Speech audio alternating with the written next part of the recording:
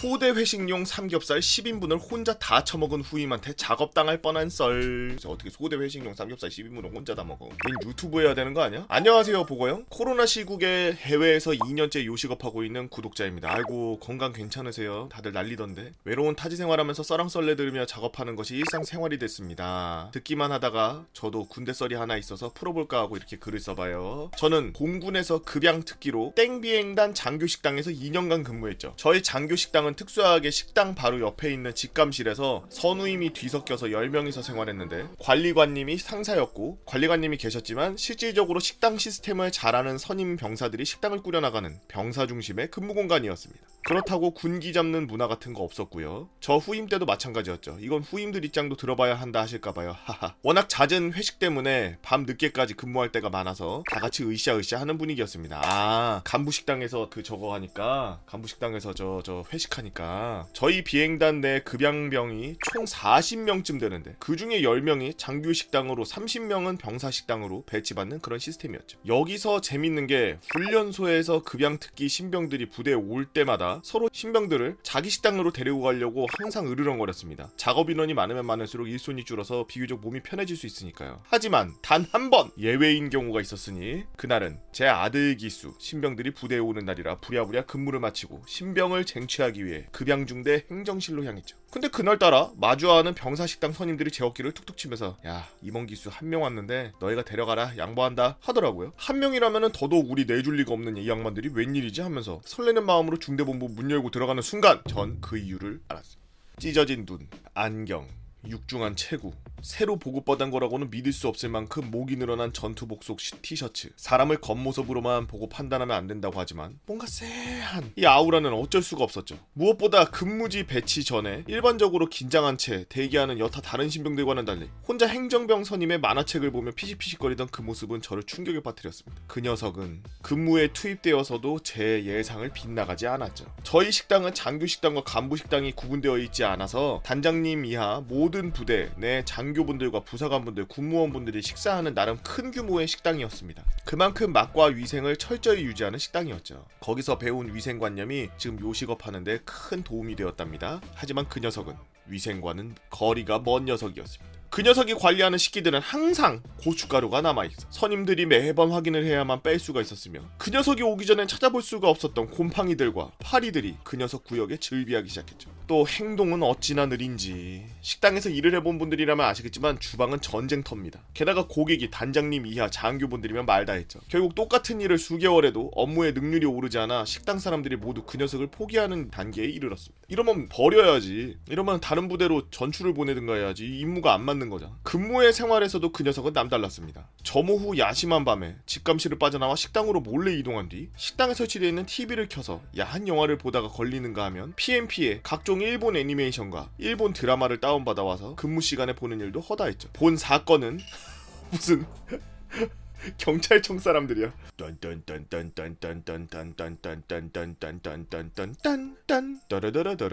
본 사건은 제가 병장 4호봉 때쯤 일어난 일입니다. 위로 한 명 있던 선임은 말출을 나가고 제가 왕고 노릇을 하던 무렵 단장님과 전대장님 대령 6분이 땡시에 시장님과 만찬을 갖는 큰 행사를 갖고 있어서 밤 10시가 돼서야 만찬이 끝났는데, 평소 저희를 예쁘게 봐주시던 단장님과 부관들은 항상 고생이 많다, 근데 오늘은 진짜 고생했다, 내일 다 같이 회식해라 라고 하시면서 한돈 2.5kg을 주셨죠. 와, 보통 200g이 1인분이라고 하니 12인분 정도 되는 꽤 많은 양이었습니다. 병사 식당에 납품되는 냉동고기가 아니라 싱싱한 생삼겹이라 저희는 모두 흥분했고 즐거운 마음으로 청소를 하고 다음날 회식을 기대하고 잠이 들었죠. 그런데 말입니다, 모든 게 평화로울 것 같던 다음날 회식 직전 후임 한 명이 급하게 저를 찾아왔습니다. 저기 땡병장님, 삼겹살이 없습니다. 이 뭔 뜬금없는 소린가 하고 냉장고 열어보니까 그만 턴 고기 중에 4줄 정도만 남겨져 있고 다 사라져버린 거였죠. 저는 당황스러운 마음을 부여잡고 진위를 파악하기 위해 식당 사무실에 식당 인원 전원을 호출했습니다. 8명의 후임들이 모두 어이없어서 불같이 화를 내는 후임들도 있었지만 우리의 그 녀석은 혼자 당황하며 어쩔 줄 몰라 했죠. 그럼 그 녀석의 상태를 발견하고 전 대놓고 물었습니다. 야, 땡땡아, 그럴 린 없겠지만 혹시 삼겹살 먹었니? 들려오는 대답은 모두를 경악해 했습니다. 어제 새벽에 너무 배가 고파서 냉장고를 뒤졌는데 도저히 못 참고 좀 구워 먹었습니다. 평소에 후임들에게 나름 잘해왔다고 생각했던 저였지만 그때만큼은 왕고로서, 아니 삼겹살을 너무나도 기대했던 한 사람으로서 허락 없이 그 많은 삼겹살을 해치운 그 녀석을 가만히 둘 수 없었죠. 아니 상식적으로 다 같이 회식하기로 한 삼겹살을 새벽에 일어나서 몰래 구워 먹는 게 말이 되냐? 너 먹는 것도 조절이 안 되냐? 거의 군생활 중 처음으로 머리 끝까지 화가 났던 저였지만 이 녀석 몸에 손을 대면 내 인생이 꼬일 수도 있다 하는 생각에 꾹 참고 최대한 참으며 그 녀석을 혼냈습니다. 말도 안 되는 이유로 그 녀석을 혼내던 저는 순간 현타가 와서 후임들을 해산시켰죠. 결국 그날 저희는 남은 4줄의 삼겹살을 넣은 라면으로 회식을 때웠습니다. 아이고.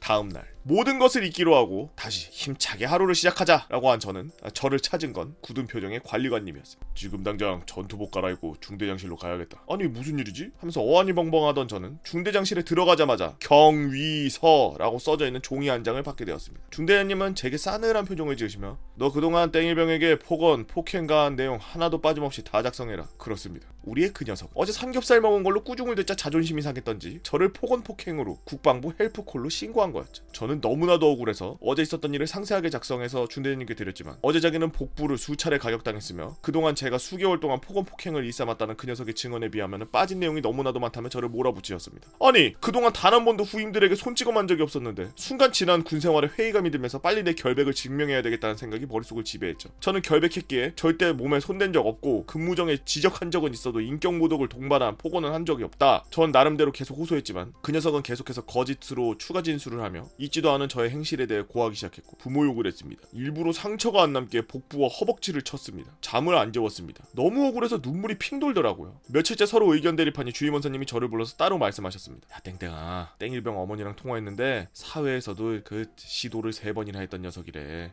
너 때문에 지금 충동을 억제하기 힘들다면서 밖에 변호사까지 고용한다고 난리를 피인다. 깔끔하게 있던 사실을 인정하고 일 쉽게 해결하자. 어이가 없네. 그럼 여기서 내가 미칠 것 같아서 내가 죽고 싶다 그러면은 내 편이 봐줄 거야? 하여튼 간부라는 새끼들이 이거는 제정신인가 싶네. 그 녀석은 알고 보니 사회에서도 이상한 짓을 3번이나 했었으며 현재도 저로 인해 트라우마로 눈앞에서 저를 안 보이게 해달라며 완전히 궁지로 몰아나왔죠. 당시 공군에서는 이런 사건이 한두 차례 이슈가 있던 시기라서 이 단어만 보면 모두가 치를 떠는 분위기였지만 아무리 제가 억울하다고 해도 그 녀석의 진술 위주로 사건이 처리되는 분위기로 계속 흘러가게 되었습니다. 결국 이 사건은 비행단 내 군 법무실까지 넘어가게 되었고 며칠 동안 하루 종일 경위서를 쓰고 또 쓰고 조사받고 또 반복하며 극심한 스트레스에 탈모 까지 오게 되었죠. 이 반복되는 과정 중에 진술 내용 중 그동안 다른 내용이 하나라도 발견되면 저는 그냥 거짓말을 하고 있는 사람으로 처리된다고 들어서 정신줄을 꽉 붙잡고 하루 종일 조사받았습니다. 어느 날 아침부터 오후 5시까지 조사받고 식당으로 돌아가는 길에 그 녀석과 우연히 마주치게 되었는데 저를 보고 피식하면서 한쪽 입꼬리를 올려 비웃는 그 녀석을 보고 저는 폭발하고 말았습니다. 아무도 제 말을 들어주지 않는 것 같은 기분이 들고 그 녀석의 환한 미소를 보자 저는 병장 때까지 숨겨뒀던 비장의 카드를 쓰기로 마음먹고 아버지에게 전화를 걸었죠. 어려서부터 아버지의 불땡 친구분은 공군 장교분으로 계셨는데 그분이 승승장구하셔가지고 그 당시에 공군 투스타 자리에 계신 분이었습니다. 육군과는 달리 공군에서는 별다른 게 비교적 적어서 공군 투스타 하면 엄청난 파워를 자랑하는 자리였죠. 좋은 일도 아니고 부모님께 걱정 끼쳐드리기 싫어서 저 혼자 해결하려고 버티다가 도저히 실마리가 안 보이고 머리털까지 소실하자 저는 아버지 친구분에게 도움을 요청드렸고 그 효과는 실로 대단했습니다. 밖에서 변호사 자문까지 구해서 저를 작업치려 했던 그 녀석은 그 녀석의 정성에 중대장님과 주임원사님은 제가 그동안 아무리 호소를 해도 제 말을 들으려고 하지 않았지만 그 전화 이후로는 180도 상황이 반전되었죠. 있는 그대로 철저히 조사해서 양쪽 다 억울한 일 없게 해라. 나는 이성 장군님의 전화 한 통 이후 드디어 제 말을 들어주기 시작했고 항상 커피나 녹차와 함께 대화하는 분위기로 조사를 받게 되었습니다. 결국 식당 후임들과 관리관 그리고 조리 주무관님들 평소 그 녀석의 근무 태도에 대한 진술과 제가 그럴 사람이 아니라는 진술이 더해지자 증거 불충분으로 일이 좋게 마무리되었죠. 삼겹살 사건 당시 그 녀석이 혼낼 때 욕설이 들어간 사실만 인정되어 근신 3일 처분받았습니다. 이 점은 저도 반성하고 있습니다.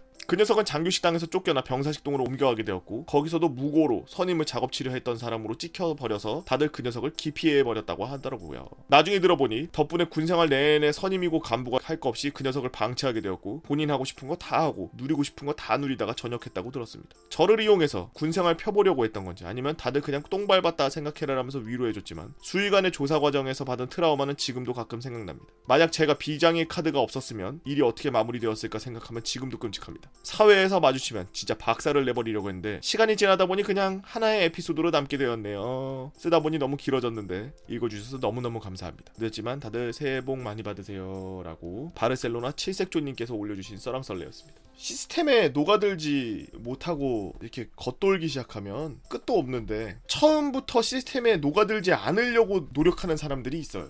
근데 제가 장담컨대 반드시 사회에서 개 패급됩니다. 반드시.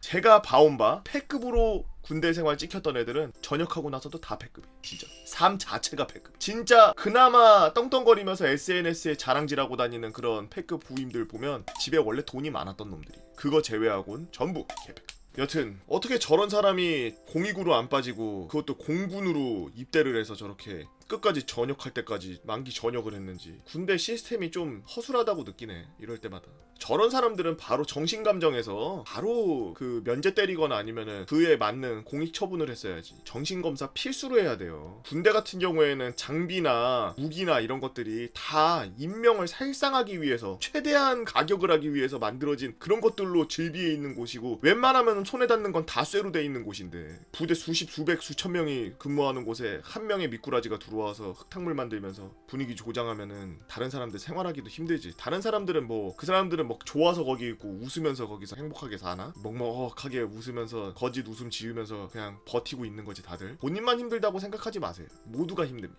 패급 여러분들 잘 들으세요. 내가 제일 힘든 것 같은데 넌 안 힘든 거야. 너가 세상에서 제일 편해. 진짜 국방 헬프코어 같은 건 진짜 나 맞거나 아니면은 진짜 나 괴롭히거나 그런 데 사용하십시오. 뭐야 이게. 그리고 간부님들도 솔직히 우리나라 법 규정이, 우리나라 법 자체가 무죄 추정의 원칙인데 간부님들보다 훨씬 많이 공부하시고 장교님들보다 훨씬 많이 공부하고 훨씬 많이 노력한 사람들이 따르는 그 법, 맨날 입에 물고 사는 법이 무죄 추정의 원칙으로 우선 깔고 들어가는데 왜 본인들은 애를 뒤집어 씌워가지고 빨리 일을 처리하려고 뭐 그래. 무슨 뭐 쌍팔년도 뭐 형사님이세요? 어이가 없네. 그 패급 하나 지금 보면은 하나 그냥 무고죄로 갔다가 애 하나 씌워가지고 만약에 그때 진짜 저렇게 해서 뭐 영창 갔다 오거나 뭐 짝대기 거봐 그냥 줄 가봐봐. 얘는 억울해서 어떻게 살아? 그래 철저하게 조사를 해야지.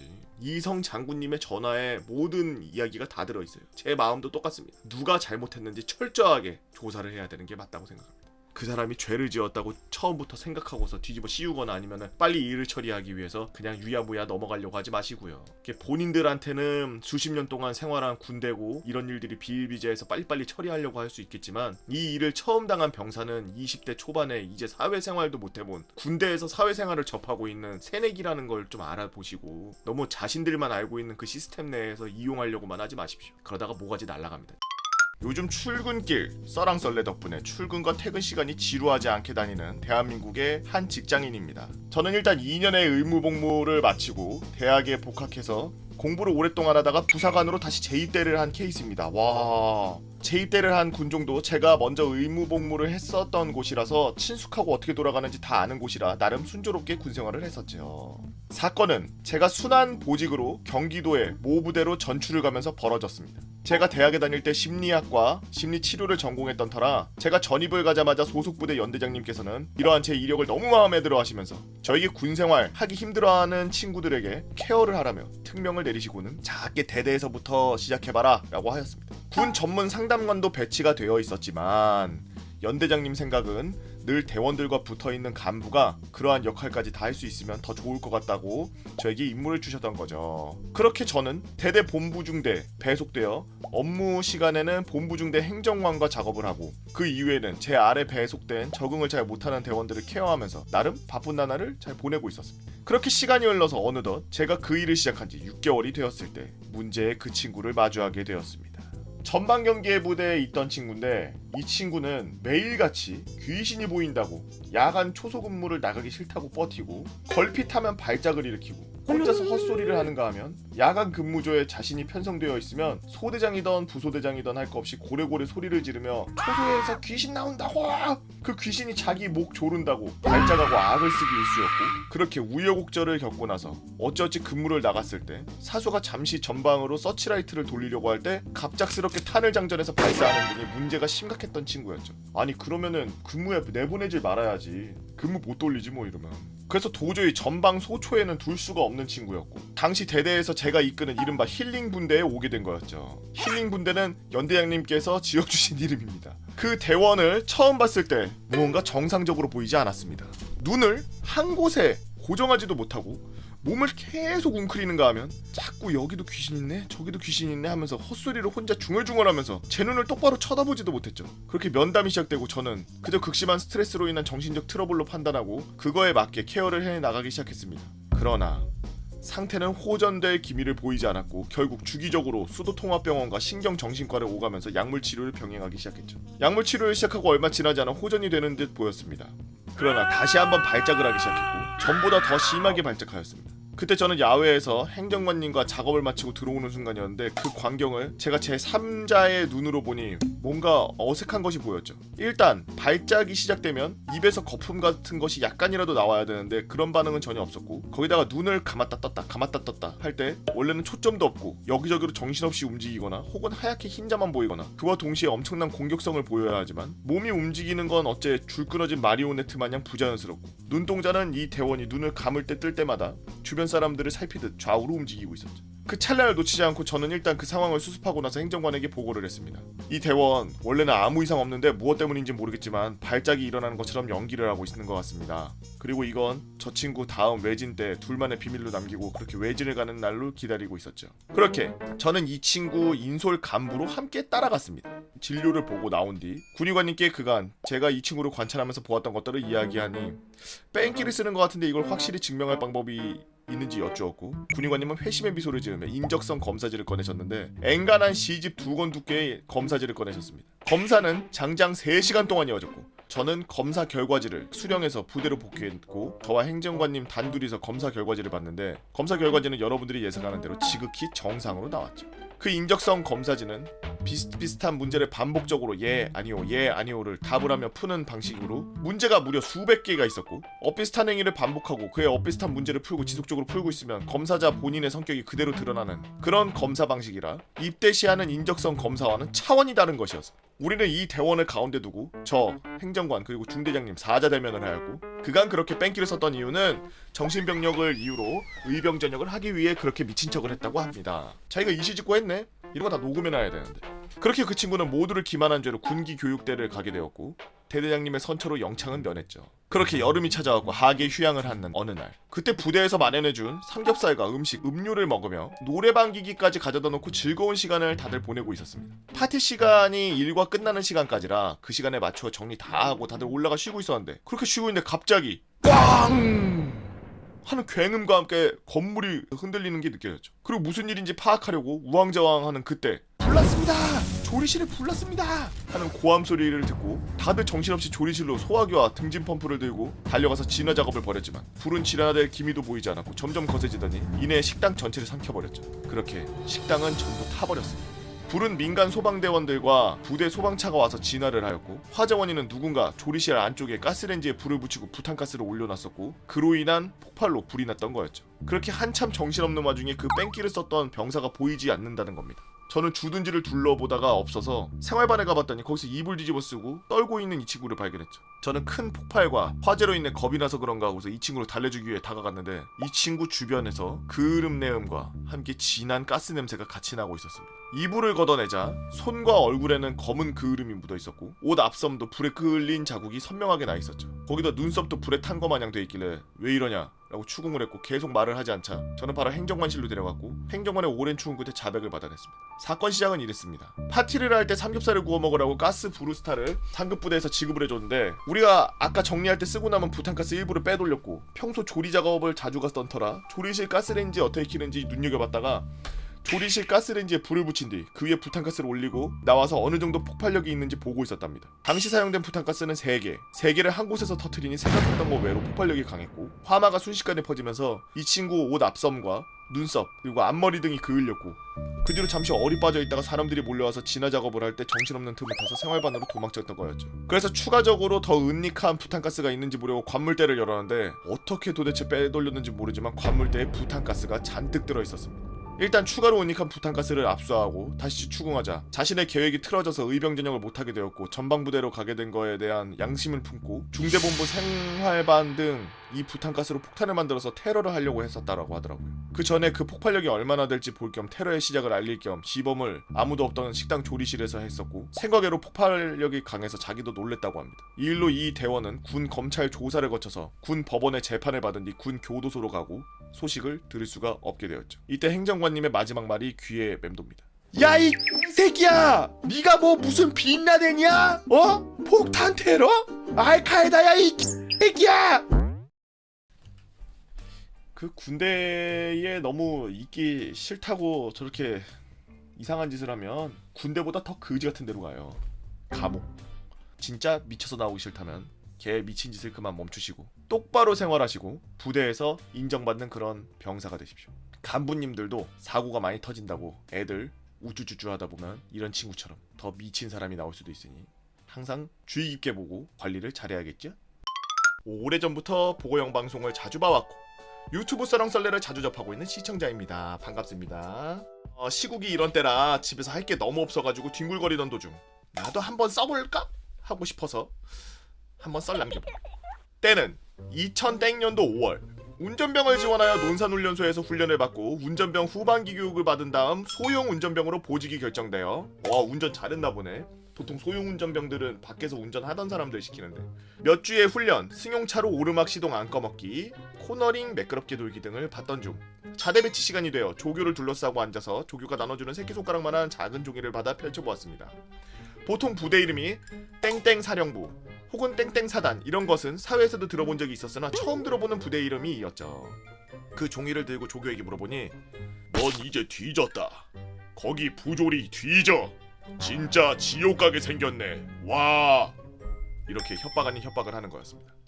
전 아무것도 모르는 훈련병 나부랭이로서 조교의 말만 듣고 온몸에 식은땀이 흐르고 피가 거꾸로 솟는 듯 했죠. 지금 생각해보면 조교놈도 그 부대에서만 생활해봤어서 모를 텐데 말이죠. 조금만 생각해봤으면 알았을 건데 훈련병 나부랭이가 뭘 알겠어요. 여튼 그렇게 버스를 타고 기차 타고 그 부대에 도착했습니다. 근데 이상한 겁니다. 그 역 이름과 그 부대 이름이 일치하는 겁니다. 네, 맞습니다. 모두가 다 아시는 별들이 발에 채인다는 삼군 본부가 모여있는 그곳, 바로 그곳에 제가 배치받은 부대였던 겁니다. 더군다나 제가 배치받은 곳은 일반적인 부대가 아닌 하나의 도시같이 넓은 부대를 편리하게 이용하게끔 해주는 일종의 서비스 지원 부대였죠. 게다가 들어본 적도 없는 육군, 공군, 해군, 삼군이 함께 생활하며 병사뿐 아니라 간부들도 3군의 간부들이 모두 섞여있는 부대였습니다. 대장님부터 소대장님까지 6회 공군이 돌아가면서 직책에 맞는 계급의 간부들이 로테이션되는 일종의 짬뽕 부대였던 거죠.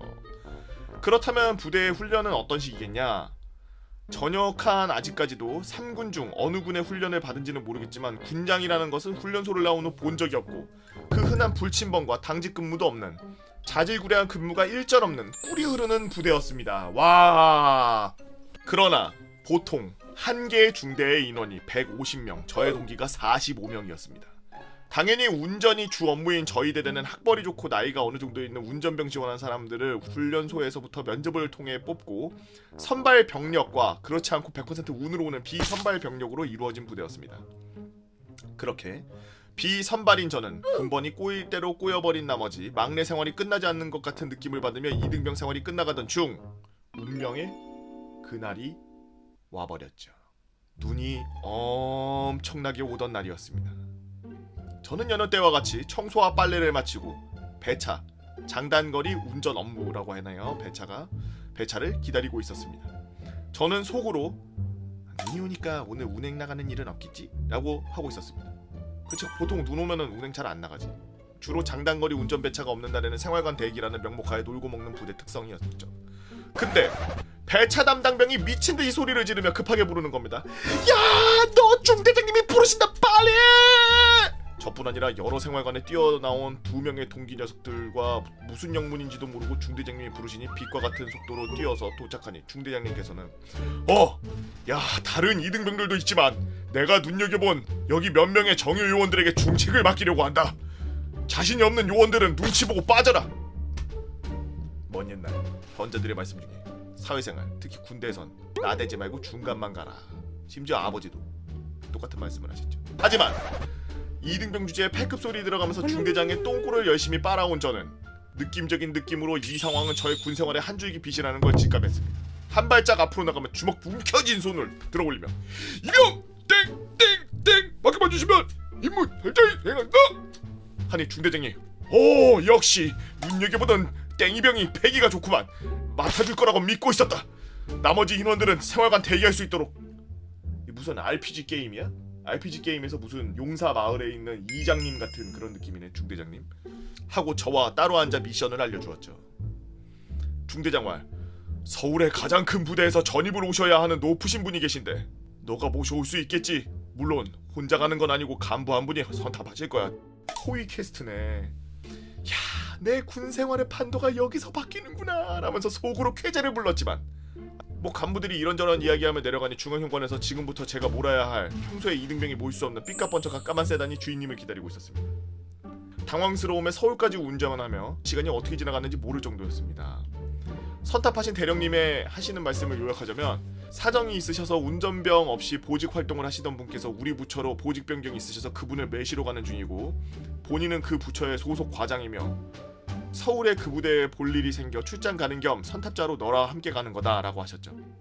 어느덧 목적지에 도착하였고 기다리고 있으니 낯선 실루엣이 보이고 대령님이 오셨다. 내리자라고 하시길래 내려서 너무 크지 않게 스타카토를 넣어 총성 하고 경례를 멋들어지게 했더니 그분이 그래 하면서 손으로 간단하게 받아주셨죠.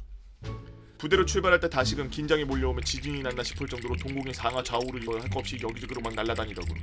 대령님께서는 그분과 여차여차 업무를 보러 가보겠습니다라는 이야기를 나누고 후다닥 뛰어서 어디론가 사라지셨고 저와 그분만 남겨져서 정적이 몇 초간 흐른 후 이병 박땡땡 안전운행하겠습니다 하며 저의 군생활의 운명이 달린 드라이브가 시작되었죠.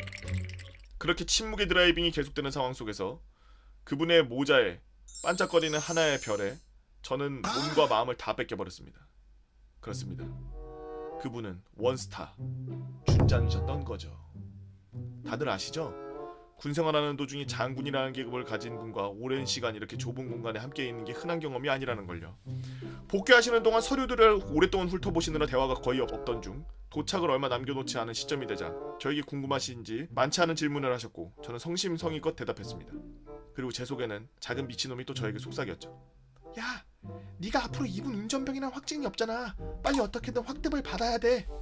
기회는 여러 번 찾아오는 게 아니니 용기를 내보자 하며 머리를 굴리던 중 추위에 떨린 건지 긴장에 떨린 건지 모를 달달 떨리는 이를 부딪혀가며 막바지에 도달했다 느낌이 받을 때쯤 저는 패기롭게 말했습니다.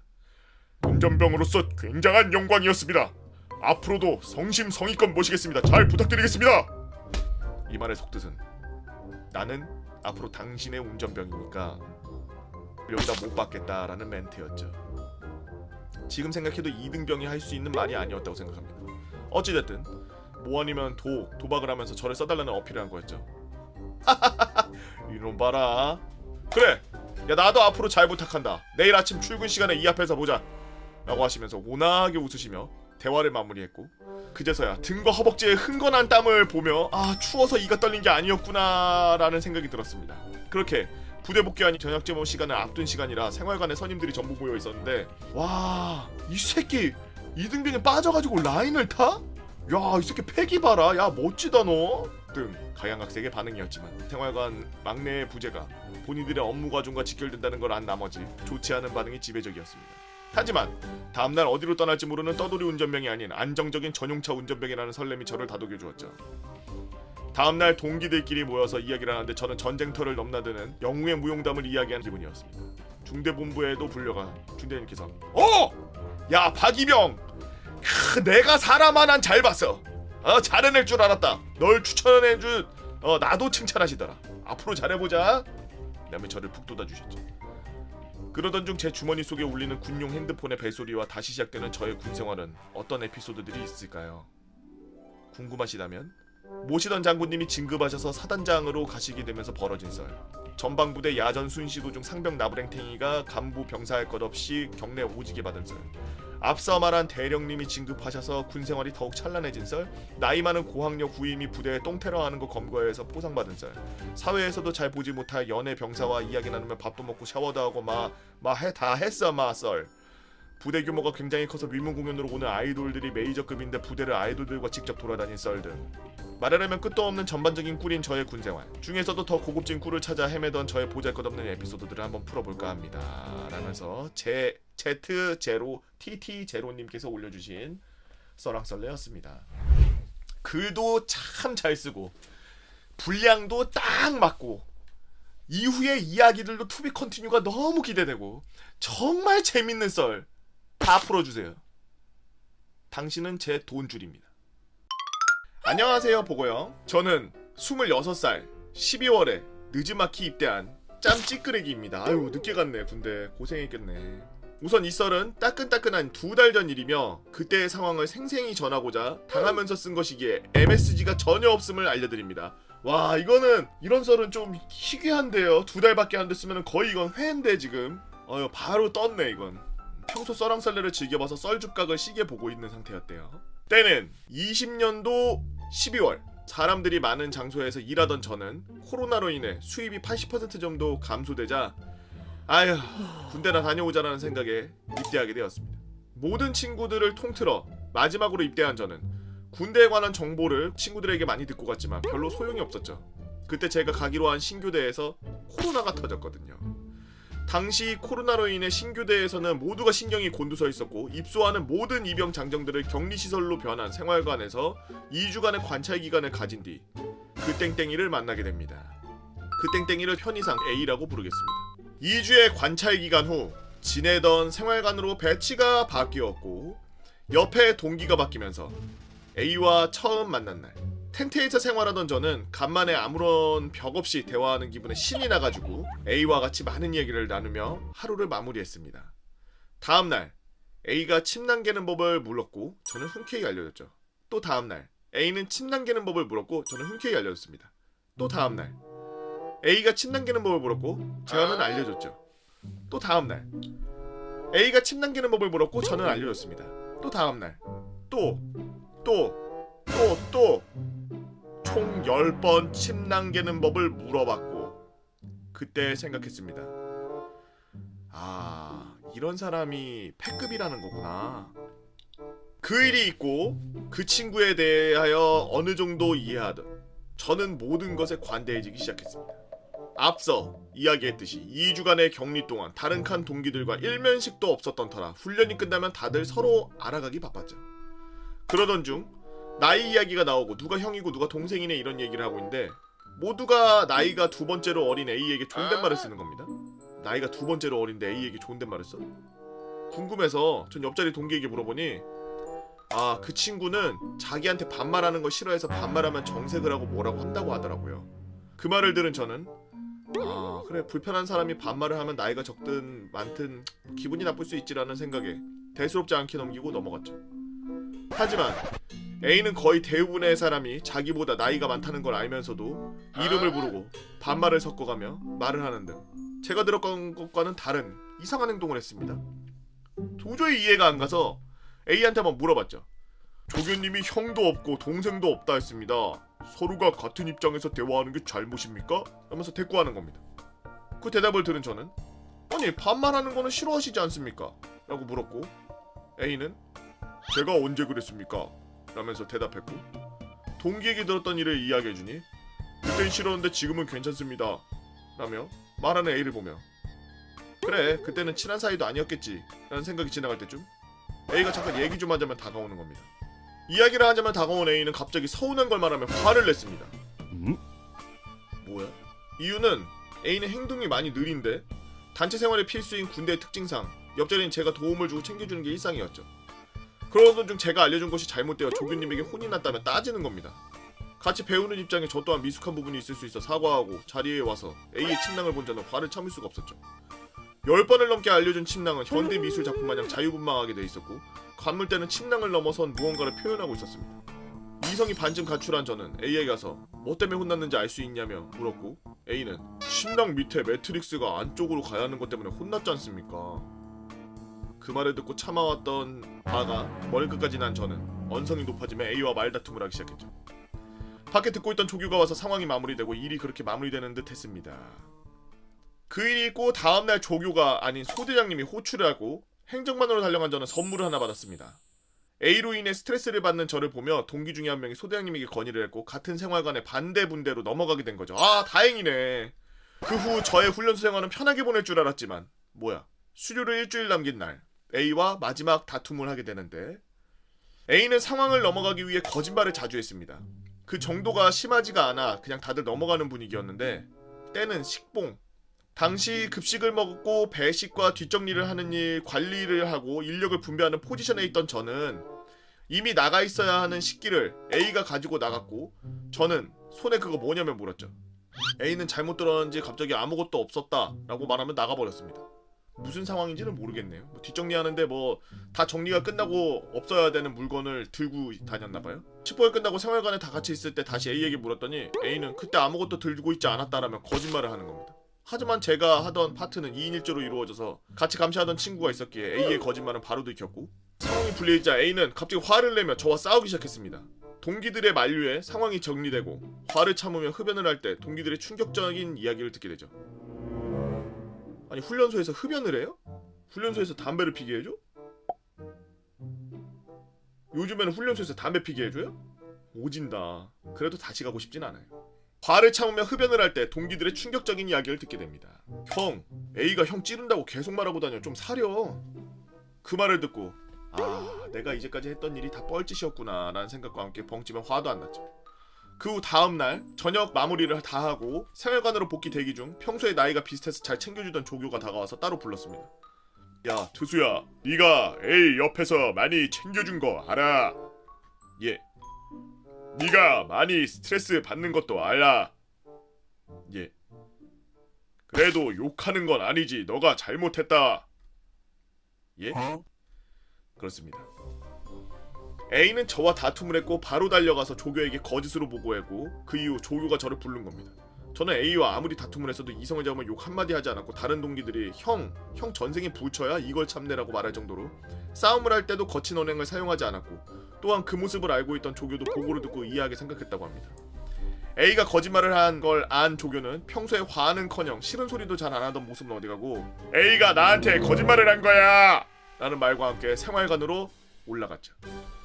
생활관에 올라간 저는 소대장들에게 불려서 상담이란 명목하에 취조를 다녔고 추후 저의 말을 듣고 오해가 풀린 또래 소대장과 A와 이야기해보려면 단둘이 이야기할 수 있는 시간을 굳이 만들어 주었습니다.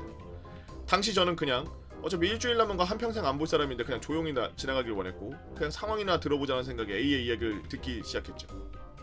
제가 본인한테 욕을 했습니까? A. 라고 하지 않았습니까? 언제 욕했습니까? 기억은 잘 안 나지만 욕하셨던 것 같습니다. 오래된 일입니까? 아닙니다. 어제 일입니다. 어제 우리 싸운 거 말고는 대화 안 했습니다. 그날 다툼은 동기 모두가 다 들었고 욕 한마디 나오지 않은 걸 다들 알고 있었습니다. 상황 정리가 머릿속에서 끝난 저는 A와 자리를 만들어준 소대장님께 이야기가 떠올랐죠. 그 친구가 좀 그런 친구인 거 너도 알지? 나도 알아. 어쩌냐? 그렇게 지금까지 살아온 놈인데 감정 소비 그만하고 일주일 보내고 나가자. 이 말을 떠올리고 다 포기한 상태로 A에게 물었죠. 제가 어떻게 해주면 좋겠습니까? 그냥 다 해줄 테니까 그냥 일주일 조용히 있었으면 좋겠습니다. 그 말을 들은 A 입에서 나온 말은 제가 지금 A란 대상이 아닌 제3자와 대화하는 것 같은 착각을 불러왔죠. 실제 들은 말이라서 너무 놀라서 생생히 기억하고 있습니다. 우선 저랑 친하게 지내주십시오. 저도 음악에 관심이 많고 영상 편집이 전공이라 전우님과 친해지면 도움이 많이 될 것 같습니다. 저는 싱어송라이터 전공으로 방송과 음악을 업으로 삼았죠. 그리고 제발 제 인생에 참견 좀 하지 마십시오. 그럼 아무것도 뭐라고 안 하겠습니다. 아니요. 지금처럼 챙겨주는 건 계속해주세요. 그게 무슨 말입니까? 마지막으로 다른 동기들과 잘 지낼 수 있게 도와주세요. 그건 어려울 것 같습니다. 나머지는 노력할게요. 이렇게 대화를 끝내고 생활관으로 돌아와 그저 그런 일주일을 보내며 수료를 했습니다. 사이다가 없는 게 정말 안타깝고 비통하네요. 맨날 썰렁썰레를 보며 이 말을 쓰게 될 줄 몰랐는데 주저주저 쓰다 보니 어떻게 끝내야 될지 모르겠습니다.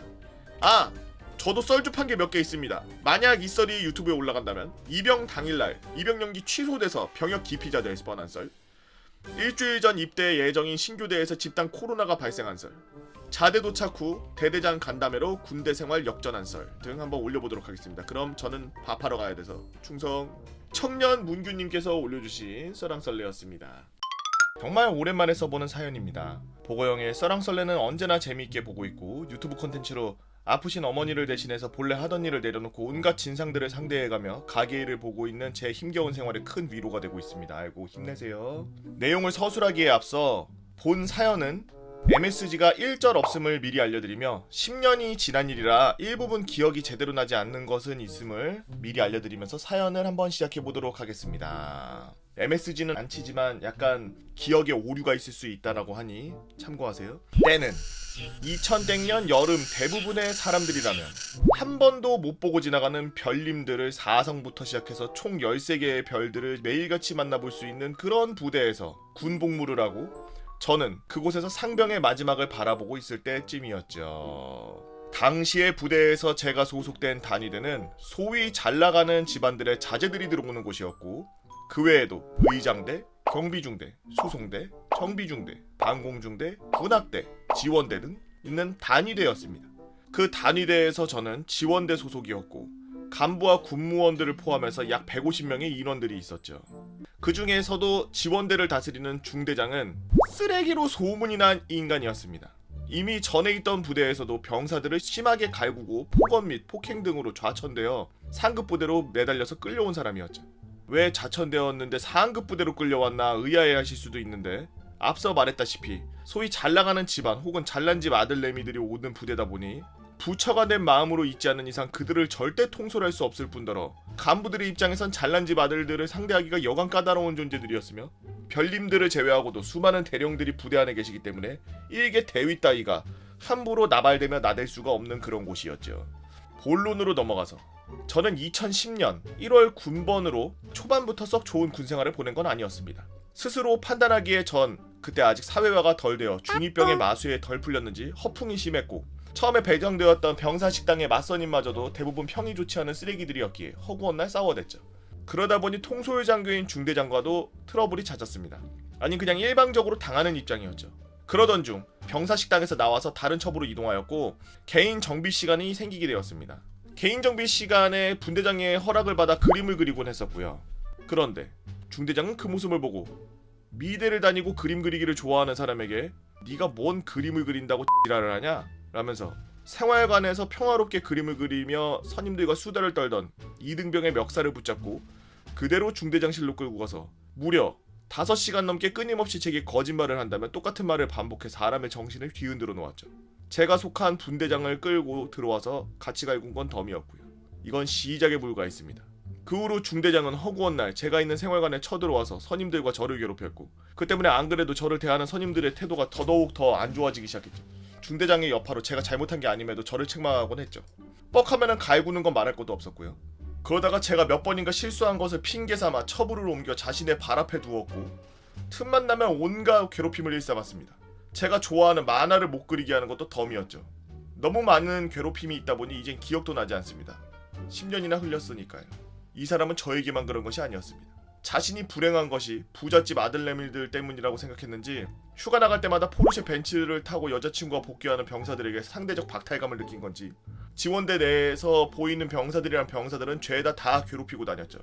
병사들에게 뼈와 살을 분리시켜 죽여버리겠다느니 테니스장 관리병 선임이 별 잘못한 것도 없는데 근무지에 전화가 안 된다는 이유로 행정반으로 불러서 2시간 동안 얼차례를 주고 당시 그 선임은 테니스장 잡초를 뽑았습니다. 행정반의 선임을 일 처리가 마음에 안 든다며 그 자리에서 몇 시간 동안 갈군다든지 하는 등 수도 없이 문제를 일으키고 다녔죠. 진짜 개사이코네.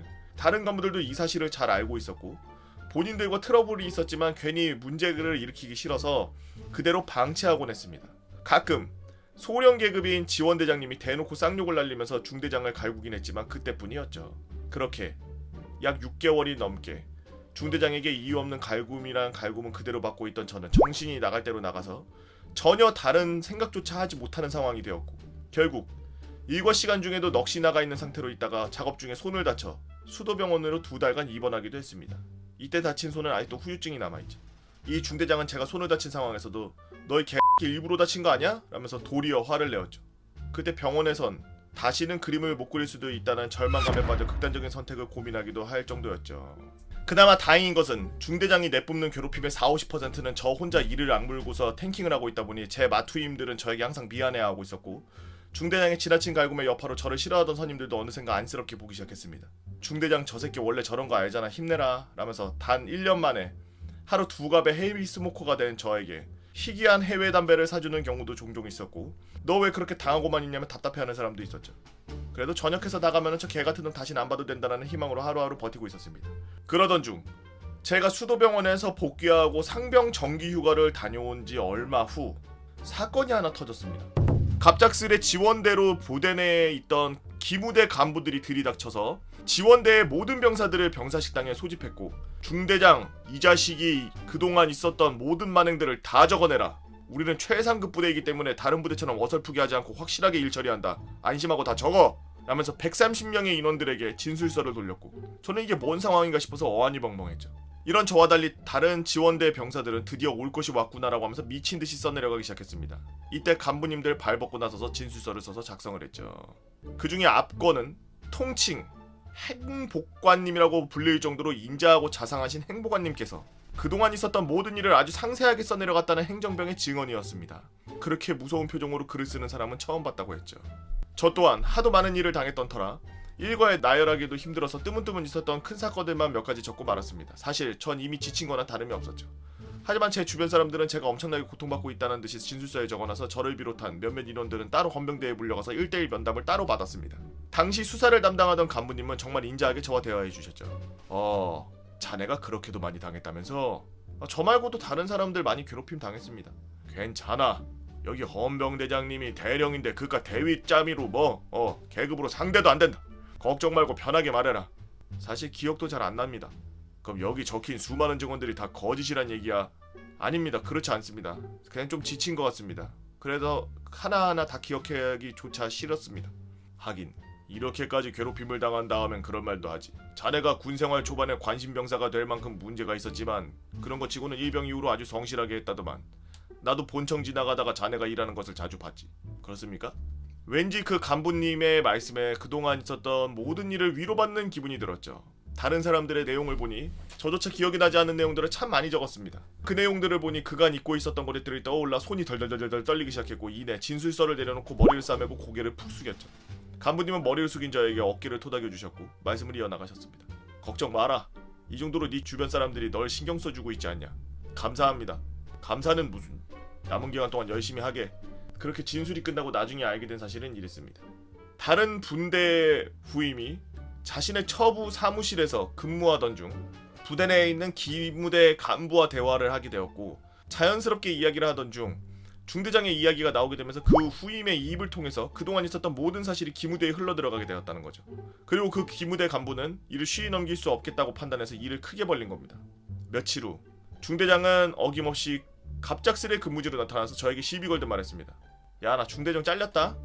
그렇습니까? 네가 했냐? 뭘 말씀이십니까? 신고 너냐고. 중대장은 아니 이 쓰레기 대위는 저를 죽일 듯이 노려보았고 저 또한 그 사람을 죽일 듯이 노려봤습니다. 이제 중대장도 아니니 더 이상 거리낄 게 없다고 판단했죠. 지금 잘못한 건 제가 아닌 땡땡 대위님 같습니다만 제가 잘못 생각한 겁니까? 이 개... 아 그래? 이제 와서 무슨 야 잘해봐라 새끼야. 예 수고하십시오. 뒤로 씩씩대며 내려갔고 이후 쓰레기 같은 대위와는 거의 접점도 없이 잘 지내다가 무사히 잘 전역했습니다. 이 사연을 보시고 제가 누군지 알아보시는 분이 계시더라도 부디 모른 척하고 넘겨주시면 감사하겠습니다. 지금의 전 조용히 지내는 게 너무 좋거든요. 이번 썰이 유튜브에 올라가게 되면 말출 나가기 전에 사령관 개집 만들게 된 썰, 업무 실수로 수천만 원 말아먹고 멀쩡한 회사에서 일하게 된 썰, 같은 현장에서 2번이나 죽을 뻔한 썰, 같은 현장에서 2번이나 죽을 뻔한 썰, 이번에는 추락 과로편, 대리기사 하다가 부부싸움에 휘말린 썰, 공사 중에 작업자 실수로 롤스로이스 날려먹을 뻔한 썰, 외할아버지 댁 놀러갔다가 고아될 뻔한 썰, 군대 얘기 한 번도 안 하셨던 친할아버지가 알고 보니 첩보부대 출신이었던 썰, 아직도 돌려받지 못한 우리 집안의 땡땡땡이, 망할 TV 광고 때문에 공익에서 현역병이 된 썰, 보이스피싱 당할 뻔한 아주머니 도와드린 썰 등 재미난 사연 많이 있으므로 기대해주시면 감사하겠습니다 라고 김래용님께서 올려주신 써랑 썰레였습니다. 왜 속편 더 재밌는 걸 먼저 안 쓰고 자꾸 이상한 거 먼저 쓰냐고.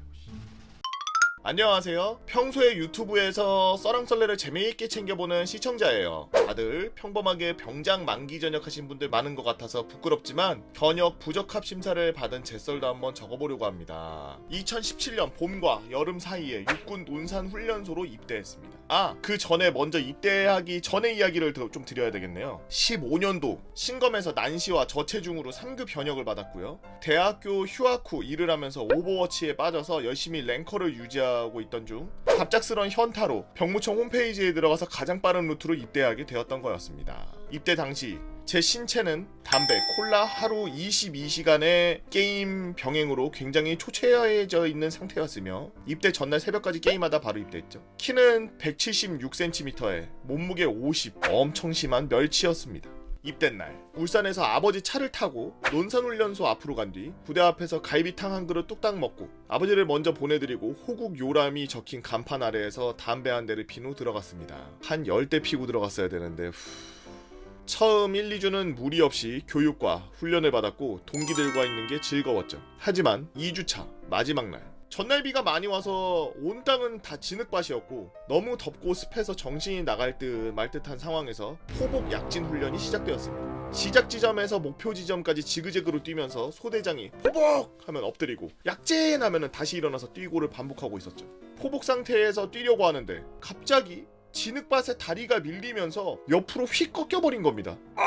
소리를 내고 쓰러져 있으니 조교가 뛰어와서 상태를 보고 저쪽 가서 좀 쉬어있어 라고 하였으나 소대장이 군인이 겨우 그딴 걸로 쉬냐? 빨리 안 일어나! 일어나서 뛰어! 이렇게 말씀을 하셔서 주변 동기들이 다 쳐다보고 쪽팔려서 아픈 것을 꾹 누르고 목적지까지 갔죠. 그렇게 도착하니 소대장이 소대원들을 모아놓고 저렇게 땡땡이처럼 넘어지고 다쳐도 다시 일어나서 뛰어야 여자친구가 생기는 거다! 저기 저 열애한 인원들처럼 하면 여자친구 안 생겨! 이렇게 말씀하시니 저는 그때부터 아프다는 말을 할 수가 없었죠.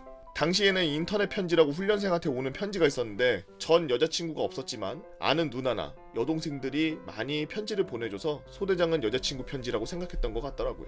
그날 저녁 훈련이 끝나고 무릎이 너무 아파서 조교에게 찾아가니 진짜 아프면은 야 걸어다니지도 못해 이러면서 뿌리는 파스 하나를 던져주더라고요. 이때 눈물이 날 것 같았습니다. 이날 이후 수료 자대에 도착할 때까지 매일 무릎에 파스를 뿌리며 이 악물고 훈련을 받았고 완전 군장까지 하고 교장을 가는 각계 전투 20km 행군 때까지 한 번씩 무릎 때문에 쓰러지긴 했지만 별다른 조치는 없었고 단독 군장으로라도 끝내 훈련을 다 받아내야 했습니다. 그렇게 수료를 한 뒤 열차에 몸을 맡기고 경기도 어디인가 포병부대로 전입을 갔죠. 그곳은 6개월 동기제였으며 155mm 다련장을 운영하는 대대였고 그나마 사격 지휘병 주특기를 갖고 있어서 무리 없이 2달간 부대에서 잘 적응해갔습니다. 물론 그동안도 뿌리는 파스와 붙이는 파스를 계속 사용했으며 고통을 참으려고 하루에 타이레놀을 4알씩 꼬박꼬박 챙겨 먹고 있는 상태였죠. 하지만 가을쯤 20km 산악 행군이 시작되었고 박스로 군장을 채우는 선임들과 달리 2등병 1병들은 당연히 FM 완전 군장을 하고서 훈련에 들어갔습니다. 출발 전에 미리 타이레놀 4알을 털어놓고 파스를 떡칠을 한 뒤 출발했으며 중간쯤부터 그마저도 버티지 못해 입에 손수건을 물고 깡으로 완주했죠. 훈련이 끝난 뒤 도저히 버티지 못한 저는 중대장님에게 외진 신청 보고를 드렸고 그 주는 배차가 없어서 그 다음 주 국군 청평병원으로 갔습니다. 하지만 군의관님께서 외관과 엑스레이를 보시더니 문제가 없다며 돌려보내셨고 그 후로도 4번이나 병원에 방문했을 때 다른 군의관님께 엑스레이가 아니라 MRI를 찍어보자고 하셔서 MRI를 찍고 결과를 확인하니 여기 MRI 성능이 안 좋아서 정확한 판단이 안 되는 것 같은데 내가 보기에는 전방 십자인대가 파열된 것 같다. 이거 중대장한테 말해서 국군 수도병원으로 가서 정밀검사 한번 받아볼래? 이러시는 겁니다. 저는 알겠다고 말씀드리고 중대장께 가서 보고 드리니 걱정스러운 표정으로 알았다라고 하시더라고요. 다시 2주 뒤에 수도병원에서 MRI를 찍어보니 확실하게 전방 십자인대가 반으로 찢겨져 나가 있는 상태였고 군의관은 바로 입원하라고 하셔서 행보관님께 보고 드렸더니 바로는 안 되고 보고 후 다음 주에 다시 오자 라고 하셨습니다. 저는 그 말을 군의관에게 전달하고 다음 주에 짐을 챙겨 입원을 했습니다. 수술 환자들이 많이 밀려 있어서 입원 후 2주나 지나서야 수술을 할 수 있었죠. 수술을 하려고 무릎을 열고 군의관이 말하길 척추마취여서 소통이 가능한 상태였습니다. 이거 찢어지고 너무 오래돼서 서로 완전 엉겨붙고 건들기 힘들게 됐는데 그냥 재활치료를 받고 무리하지 않는 방향으로 하자. 이러면서 어떠한 조치도 받지 못하고 다시 무릎을 닫았죠. 군의관께서는 두세 달 입원하면서 물리치료, 재활치료 병행하면서 쉬면서 의무검사 받고 의병전역을 생각해보지 않겠냐고 하셨고, 저는 군대 만기 전역이 하고 싶으며 다시 부대로 복귀할 수 있게 도와달라고 말씀을 드렸습니다. 그렇게 통원 치료하는 것을 약속으로 하고 저는 입원한 지 한 달 만에 다시 부대로 복귀했죠. 그렇게 돌아가니 부대원들은 당연히 제가 전역하는 줄 알고 있어서 제 물건들을 서로 나누어서 다 써버렸고, 선임들은 전역일 계산하는 판에 제 이름 옆에 민간인 진 이렇게 써두었고, 전역할 수 있음에도 전역하지 않는 저를 보며 어떤 분은 좋게 어떤 분은 안 좋게 바라보는 그 많은 시선들을 버티며 시간을 보냈습니다.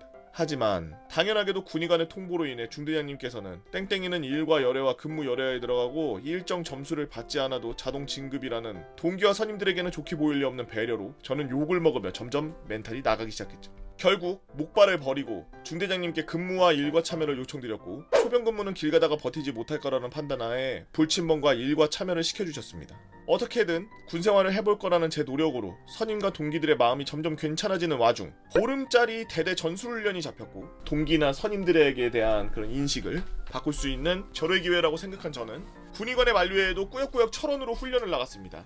훈련 나가서도 뭐든지 하나라도 열심히 하고 안 해도 되는 것도 일부러 했으며 최대한 노력해서 칭찬도 많이 받았지만, 저와 선임이 숨을 호를 파기 위해 열심히 곡괭이질을 한 뒤 잠시 하늘을 바라보는데 소대장님이 "야, 상황 터졌어!" 이러면서 빨리 호로 들어가라고 하셔가지고 급하게 들어가던 도중 미끄러지면서 호 안으로 떨어졌고, 오른쪽 발목과 왼쪽 손목이 꺾이며 군의관 텐트로 실려갔습니다. 당연히 철원 산중에서 병원으로 호송은 불가능했으며 동기들과 선임들이 밥을 가져다 주는데, 여기서부터 제 멘탈이 버티지 못하고 터져버렸습니다. 세상에 너무 억울하고 원망스러우며 많이 힘들더라고요. 훈련을 마치고 부대로 복귀하니 이제부터는 오히려 선임들은 별 말씀을 안 하고 동기들이 대놓고 욕을 하기 시작합니다. 결국 중대장님께 너무 힘드니 정신과 진료와 정형외과 진료를 병행해서 받겠다고 말씀드렸고, 행보관님과 함께 갔습니다. 정신과 약은 간부가 수령해서 직접 나눠줘야 하는 게 규정이라서요. 매주 통원 치료를 했지만 손목 인대가 늘어나고 오른쪽 발목 인대가 늘어나고 좌측 슬골 십자인대가 파열되고, 거기다 정신과 진료상으로 심한 우울증에 불안 장애까지 받으며 약을 너무 많이 먹어서인지 아니면 진짜 정신이 나가서인지 환청이 자꾸 들리더라고요. 그렇게 연명하고 있던 어느 날 저녁 식사 집합 전 세혈관에 앉아있는데 동기 3명이 와서 "전역하라 그럴 때 전역하지, 우리 동기 평판 조지고 네가 나가야 똘똘한 후임 하나 더 받지. 네 때문에 T1 나서 못 받잖아. 아, 그냥 좀 나가라." 이러는 겁니다. 그래도 평소에 착한 동기 2명이 말려줘서 그쯤 하긴 했지만, 그 말을 들으면서도 아무 대꾸하고 싶지도 않고 그냥 듣고 있다가 저녁 식사 후 중대장님께 찾아가 자초지정을 말씀드리고 "현역 부적합 심사를 받게 해주실 수 있겠습니까? 라고 하니 "알았다" 라고 하시더라고요. 그 다음날 중대장님께서 보고하셨는지 대대장님께서 직접 찾아오셔서 내일부터 보름 동안 휴가 갔다 오라고 하시면서 갔다 오는 동안 모든 일 다 처리해준다고 하셨습니다. 저는 알겠다고 말씀드리고 휴가를 다녀오니 아직 군단급 심사가 통과되지 않아 그린캠프로 보내줄 테니 좀 쉬다가 바로 나가면 된다라고 말씀하셔서 그린캠프로 갔으며, 그곳 상담관님 상담을 받으며 전역이 아닌 사회복무요원으로 나머지를 다 할 수 있도록 배려해 주셔서 2주간 그곳에서 쉬다가 행보관님이 가까운 역에 내려주시고 바로 집으로 돌아갔죠. 제 이야기를 들으며 답답하다고 생각하시는 분도 계시고 화가 난다고 하시는 분들도 있으실 텐데, 솔직히 저는 군인이 될 수 있어서 좋았고 만기 전역을 하고 싶었습니다. 어릴 때부터 애국심이 강했고 진심으로 나라를 지킨다는 마음으로 임했기에 후회는 없습니다. 긴 글 읽어주셔서 감사합니다 라고 전설의 패급님께서 올려주신 썰랑썰레였습니다. 그냥 이 쓰신 분이 너무나 안타까운 일들이 너무 많이 일어나서 안쓰럽네요. 진짜 너무 안쓰럽고, 군대에서는 다치면 무조건 처리를 하고, 이게 군대 생활을 할 수 없을 만큼 크리티컬한 상처나 지금 저걸 받은 것 같다, 자기가 판단하지 못하겠으면은 부모님한테라도 이야기를 드려야 돼요. 이제 막 고등학교 졸업하고 막 대학교 성인이랍시고 대학교 올라가서 술만 마시다 그러다가 군대 가기 때문에 철 들기는 개뿔, 사회에 대해서 아무것도 모르는 상태로 가기 때문에 군대에서 까라 그러면은 강제로 까거든. 그러면은 몸 다 버리는 거야. 저도 이 군대에서 무거운 거 들다가 등 있는 데가 찍 그러면서 뭔가 되게 불편하더라고. 무거운 거 들면은 뚝 소리 나면서 또 한 번씩 불편하고 그래요. 고질병이 됐어요. 임무를 완수하고 국가에 충성을 하고 애국심이 있어서 열심히 군생활하는 거는 정말 칭찬받아야 되고 박수 받아야 되고 정말 잘하고 있는 거는 맞습니다만, 의욕은 불태우되 여러분들 몸이 강철이 아니라는 거 꼭 알아두시고 몸 관리 잘하십시오. 저는 18년도에 강원도로 입대했고 자대 배치 후 선임이 13명, 동기 1명인 꼬인 군번인 탓에 기회를 보던 중 운 좋게 땡땡 캠프 파견병사로 뽑혀 근무한 적이 있습니다. 부대에 적응을 잘 못하는 친구들을 모아놓은 곳이죠. 부대 내에서 볼 수 있는 사람은 다 봤다고 생각을 했는데 땡땡 캠프는 정말 상상을 초월하더라고요. 그 중에 가장 인상 깊었던 몇 명을 소개하고자 합니다. 첫 번째, 안면 근육 마비 극복. 처음 심각 단계에 있던 병사 한 명은 항상 무표정에 얼굴이 어두웠죠. 그 병사는 안면 근육장애가 있다고 했고 그로 인해 부대 내 선임들이 표정으로 인해 시비와 군 적응 문제로 참지 못하고 땡땡 캠프로 온 거였습니다. 생각해보면 기록부 사진은 잘 웃고 있었는데 말이죠. 뭐 어찌됐든 지속적인 외진을 다니며 사정이 딱하다고 생각하고 있었는데 상담관님으로부터 몇 번 상담 면담을 받더니 부적합 심사로 전역이 확정되어 해당 주 금요일에 전역을 시킨다는 소식을 듣고 그 움직이지 않던 표정이 활짝 펴지고 자유자재로 표정 변화가 일어나더라고요. 전역은 안면 근육 장애도 낫게 하나 봅니다. 두 번째, 성소수자. 한 번은 불교 희망인원들을 데리고 종교 인쇄를 갔는데 시내와 가까웠기 때문에 관심병사들의 탈주가 우려되어 어디든 해당 분대장 또는 인솔자가 졸졸 따라다녔죠. 그런데 그날따라 하필 성소수자 병사가 타부대 불교 참석인원과 붙어있는 겁니다. 말하는 걸 들어보니 기존에 서로 알고 지냈던 친한 사이처럼 보였죠. 문제는 그 교육생이 화장실에 간다고 보고를 하고 난 뒤부터였습니다. 보통 화장실까지 직접적으로 따라 들어가진 않았지만 어느 정도 시간이 지났음에도 불구하고 돌아오질 않았고 그 친했던 병사도 보이지 않았죠. 순간 큰일 남을 느낀 채 불이 나게 화장실로 갔는데 아무 소리도 들리지 않았고 분명 다른 변기 칸은 모두 비어 있었는데 한 칸만 문이 잠겨 있는 걸 확인했죠. 저는 굳이 화장실 밑바닥을 확인하고 싶지 않았기에 그대로 화장실을 나와 법당 반대쪽으로 지키고 있었는데 시간차를 두고 한 명씩 법당으로 다시 들어가더라고요. 무슨 일이 있었는지 저도 잘 모르겠습니다. 세 번째, 땡땡 캠프는 특성상 교육생들은 1, 2병이 많아요. 보통 상병장 짬이 들면 짬이 찼기 때문에 정말 심각한 상황이 아닌 이상 땡땡 캠프에 올 이유가 없기 때문입니다. 이들은 처음엔 고분고분하지만 분위기를 잘못하게 되면 상병장 짬에 분대장들도 우습게 보는 일이 꽤 많이 있습니다. 간부님들도 사실상 큰 문제를 만들지 않기 위해 조용히 넘어가는 편이긴 합니다. 그러나 하루는 사단에서 호랑이로 소문난 원사님께서 오셨죠. 하지만 교육생들은 언제나 그랬듯 대부분은 지시에 잘 따랐지만 몇 명은 점호 시작 5분이 지나서야 나오기 시작했고 야 5분? 점호 시작하고 5분? 그 중에 몇 명은 전투복 상의 지퍼를 올리지도 않았고 군화끈도 매지 않고 심지어 전투복 하의에 고무링 또한 차지 않고 베레모를 빵모자처럼 그냥 머리에 살짝 얹듯이 얹어서 예비군 아저씨들보다 더한 복장으로 팔자걸음으로 어슬렁어슬렁 나오는 거였어요. 자대에서의 짬으로 따지면 1병 1호봉짜리가 말이죠. 그 병사의 행동을 본 간부님은 바로 불러냈지만 잠이 덜 깬 눈으로 그 병사는 아무 말이 없어 간부님의 화가 1스택 쌓였고 나와 임마! 라고 하셨을 때 저는 제 귀를 의심하지 않을 수 없었습니다. 그 중에 한 교육생이 얼굴이 완전 무표정한 얼굴로 뭐요? 라고 외쳤고 분대장을 포함한 저는 그대로 얼어붙었습니다. 1병이 지금 원사한테 뭐요? 이런 거야. 하지만 걱정과는 달리 큰 문제 없이 지나갔고 후에 그 교육생이 간부님께 끌려가 1대1 상담을 받았는데 그 이후로 잘 걷지 못하고 간부님들의 지시를 잘 따르는 걸로 봤을 땐 그때 물리치료를 받았지 않았나 하고 조심스레 한번 추측해봅니다. 네 번째 이야기, 추노. 나이가 좀 있는 연예인 지망병사가 있었죠. 그 교육생은 틈만 나면은 전신 거울 앞에서 아이돌 춤을 추고 항상 노래 연습을 하는데 행정반 옆에 화장실에서 맨날 고성방가를 하는 탓에 행정반에서 근무하는 간부님과 제가 업무에 지장을 받을 정도였습니다. 그의 노래사랑은 끝이 없어서 점심 식사 때도 식사를 마친 후에도 식기를 씻은 와중에도 고성방가가 끊이질 않았죠. 참다가 못해서 제지를 할 수 있게 간부님께 허락을 받고 좀 조용히 해달라고 하자 알겠다고는 했지만 계속 노래를 부르는 겁니다. 분대장 한 명이 다시 제지를 하자 식판을 던지고 소리를 지르며 소위 말해 깽판을 치기 시작했고 간부님이 불러 상황을 묻자 난 잘못한 거 없고 혼내려면 빨리 혼내십시오! 라면서 당당하게 맞섰고 교육대장님께 인계된 뒤 몇 번 고성이 오갔습니다. 그런데 갑자기 그 병사가 교육대장님께 인계된 그 방에서 뛰쳐나와 전력 질주로 자기 생활관으로 뛰어가더니 지갑을 챙기고 화가 안 풀렸는지 복도 벽을 무릎으로 3차례 빠바바박 쳐가지고 구멍을 내고 부대 밖으로 도망치기 시작했습니다. 병사 한 명이 위병소 밖으로 뛰쳐나가자 밖에서 담배를 피고 있던 분대장과 교육생 담당 분대장이 화들짝 놀라 분노를 연상케 하는 추격전이 펼쳐졌죠. 다행히 분대장들은 교육생을 포위하였고 교육생은 메시 빙의된 것 마냥 빠져나가려고 했지만 곧 분대장 4명에게 팔다리 하나씩 잡혀서 끌려갔죠. 끌려가면서도 영화대사 읊조리듯이 소리 지르던 그 병사는 간부님이 백날 그래봤자 너 집에 못 가 라는 소리를 듣고 현타가 왔는지 바로 사과하며 자기를 잡아온 분대장들에게 황금마차에서 담배를 사서 돌리려 했고 간부님들께는 커피 믹스 대용을 드리려고 했지만 문제가 되기에 받은 이는 없었죠. 5번째 친구 좀비. 가장 끝판왕 중에 한 명인 병사 한 명이 있습니다.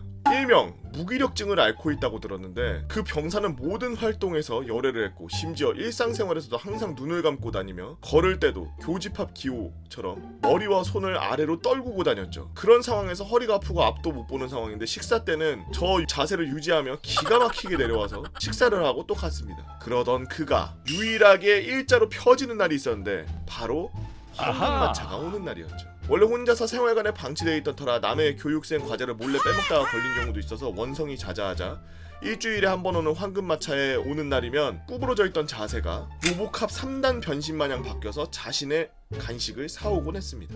또한 가장 큰 문제였던 것 중 하나는 대소변을 안 가릴 만큼 상태가 심각했는데 그 병사는 항상 침낭 속에서 겨울잠을 잤는데 제가 파견 오기 전까지 똥을 지려서 해당 부대 간부님들이 오셔서 직접 샤워시킨 기록도 있었죠. 문제는 그 이후에도 화장실에 잘 가지 않아 침낭에 오줌을 지리는 것이 문제였습니다. 제가 근무하던 기간에만 4번 정도 일을 저질러 생활관이 그 난리가 나면 분대장 4명이 팔다리를 잡고 샤워장으로 데려가 샤워시키고 옷까지 갈아입히고 고생하는 걸 본 기억이었죠.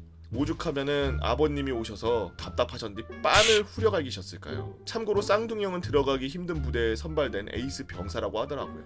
읽으시는 도중 MSG를 많이 쳤다고 생각할 수도 있지만 직접 와서 겪어보신다면 실제로는 더 다이나믹한 곳이라고 생각합니다. 여담으로 정말 힘들고 상황이 좋지 못해 힘들어하는 교육생들도 있었지만 이를 악용해 공익 변경 혹은 전역을 하려는 병사도 정말 많았죠.